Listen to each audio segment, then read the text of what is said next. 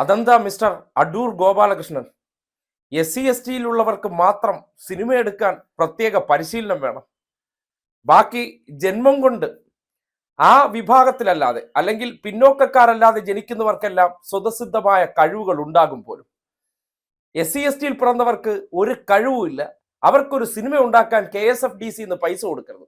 പിന്നെ KSFDC അടൂർ ഗോപാലകൃഷ്ണന്റെ പിതാക്കന്മാർ ഉണ്ടാക്കിയതാണല്ലോ.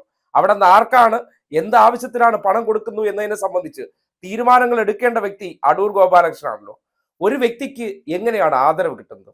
തൻ്റെ കഴിവ് അദ്ദേഹം സമൂഹത്തെ അറിയിച്ചതിന് ശേഷം അത് സമൂഹം അംഗീകരിക്കപ്പെടുമ്പോൾ അതിനനുസരിച്ച് മാനസികമായിട്ടും പ്രവൃത്തി കൊണ്ടും അദ്ദേഹത്തിൻ്റെ വാക്കുകൾ കൊണ്ടെല്ലാം ഉന്നതിയിൽ നിൽക്കണം.